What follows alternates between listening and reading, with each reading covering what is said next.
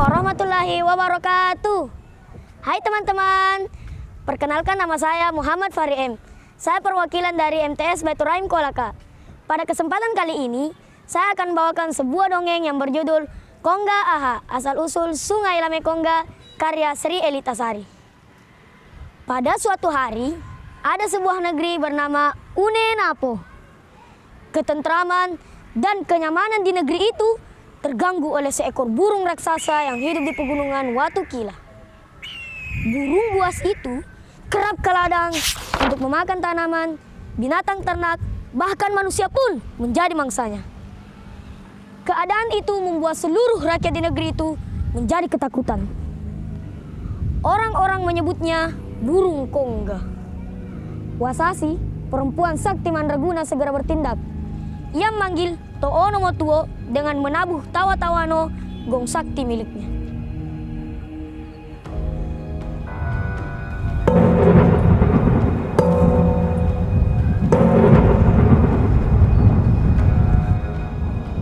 Gong itu terdengar sampai Opituonua, 7 wilayah di negeri itu. Setelah gong ditabuh, maka berkumpullah para Toono Motuo. Mereka pun bermusyawarah.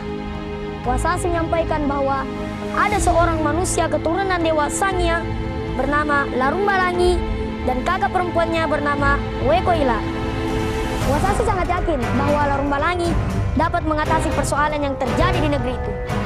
Akhirnya, Larumbalangi mengarahkan Wasasi, para Toono Motuo, dan seluruh rakyat di negeri itu agar mengumpulkan Osunga, bambu runcing yang ditempelkan racun yang sangat mematikan dan ditancapkan di sebuah padang yang luas membentuk kurungan raksasa. Bambu itu akan ditancap secara melingkar dan di tengah-tengah lingkaran itu akan diletakkan umpan. Sebuah pohon yang ditata dahannya disiapkan untuk Larumbalangi. Di sanalah Larumbalangi akan memimpin pergerakannya nantinya. Kita perlu seorang manusia dan seekor kerbau, kata Larumbalangi. Tiba-tiba suasana menjadi hening. Seorang anak muda datang menyampaikan kesiapannya. Saya, Lasiarara. Saya bersedia menjadi pendamping kerbau. Apalah artinya nyawaku jika mampu menyelamatkan beribu orang di negeri yang kucintai ini? Anak muda itu kemudian diberi gelar Tasahya, yang berarti pendekar bercahaya. Ketika matahari terbit, diadakanlah upacara sakral yang dipimpin oleh Wasasi.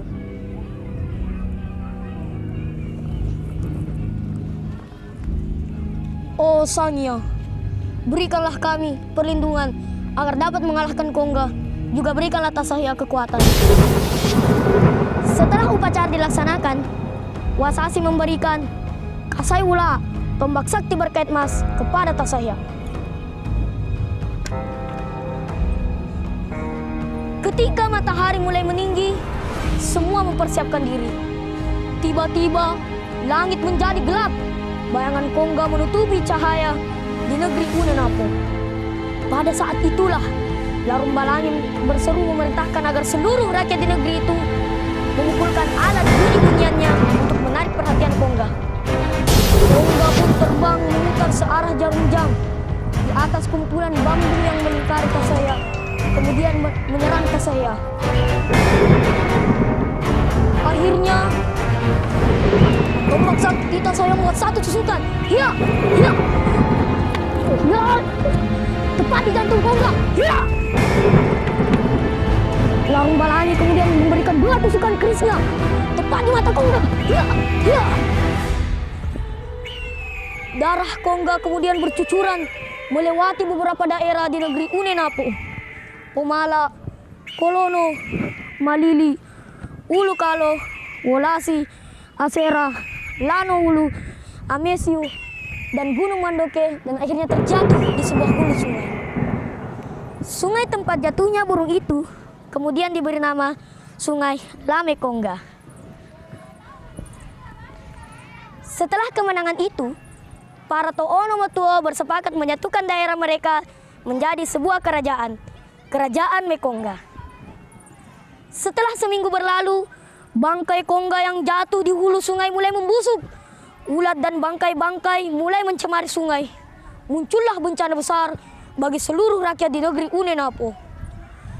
Larumbalangi kemudian memerintahkan kepada seluruh rakyat agar mengadakan Mosehe Wonua, penyucian negeri. Doa pun dikabulkan, hujan turun 7 hari 7 malam. Setelah hujan reda, sungai Lamekongga kembali bersih, bencana pun berakhir. Para To'ono Motuo bersepakat mengangkat Larumbalangi sebagai Raja Mekongga. Para warga mengangkat Wasasi sebagai penasihat kerajaan dan Tasahya diangkat sebagai Tamalaki atau Panglima Perang. Kerajaan Mekongga kemudian dipindahkan ke daerah baru yang bernama Wundu Lako. Wundu berarti titian dan Lako berarti jalan. Itulah jalan titian yang sempat dilewati para iring-iringan Larumbalangi.